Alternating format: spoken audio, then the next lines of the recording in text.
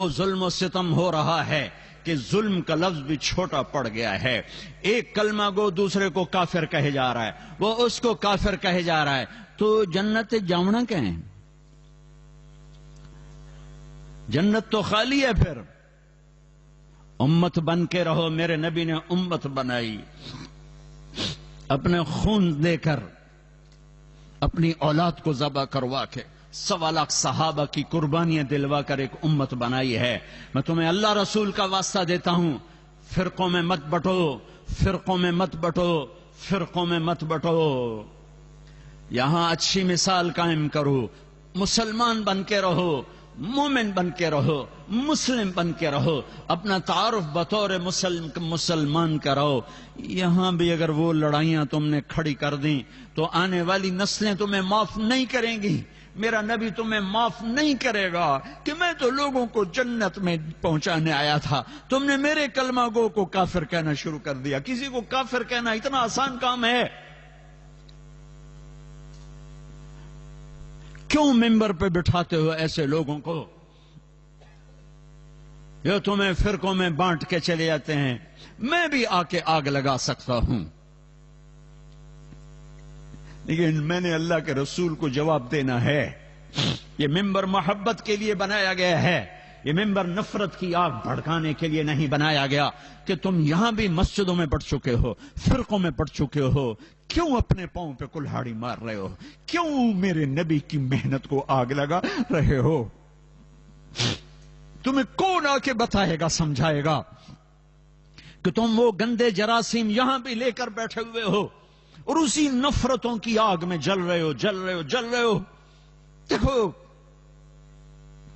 جاؤ، عبرت کے لیے دوسروں کو دیکھنا چاہیے کہ میرے دیس میں کیا ہو رہا ہے. یہ نفرتوں کی آگ نے آج مسجدوں کو کیا بنا دیا ہے. معصوموں کا خون دین کے نام پر، بے گناہوں کا خون دین کے نام پر کس نے یہ آگ لگائی ہے؟ تم سب سے بڑے یہ شراب بیچنے سے بھی بڑا جرم ہے اگر تم نے یہاں فرقہ واریت کو فروغ دیا. یہ سٹے سود سے بڑا جرم ہے اگر یہاں فرقہ واریت کی آگ لگائی. امت بن کے رہو، امت بن کے رہو، امت بن کے رہو. جو تمہارا مذہب مسلک ہے اسے سینے سے لگاؤ. پر کسی سے نفرت کیوں کرتے ہو؟ نہ کرو نفرت. پتہ نہیں کون سی ادا میرے اللہ کو پسند ہے اور اللہ جنت کا فیصلہ کر دے. تم کسی کے ٹھیکیدار ہو؟ وہ تو کریم مہربان ہے، ایک کوئی عمل پسند آتا ہے اور جنت کا فیصلہ کر دیتا ہے. ساری زندگی کی عبادات کو ایک کوئی عمل ناپسند آتا ہے دھتکار کے پھینک دیتا ہے. بے نیاز ہے.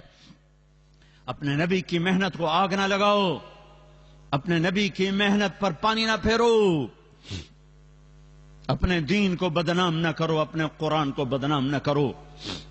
اختلاف رائے رہے گا، اختلاف رائے رہے گا. ایک دوسرے کی عزت کرنا سیکھو. ایک دوسرے کو گلے، میرے نبی نے عبداللہ بن ابی کو گلے سے لگا کے نہیں رکھا.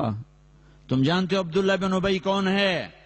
ابو جہل سے بڑا کافر، ابو جہل سے بڑا کافر.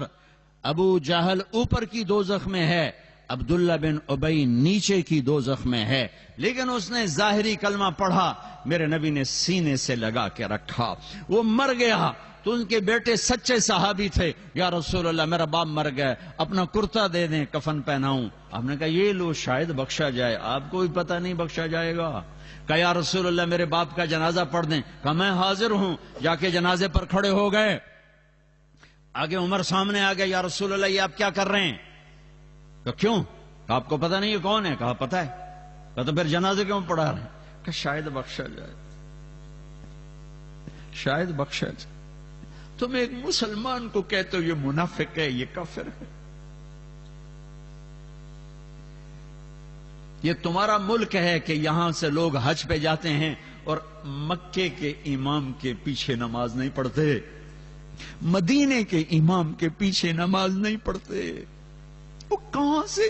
جہاں سے اسلام آیا تھا ان کو ہی تم نے کافر بنا دیا.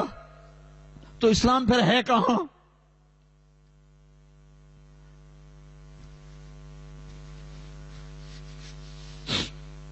میرا رب اتنا کمزور ہو گیا ہے کہ کعبہ کے مسلح پر کافر کھڑے ہیں.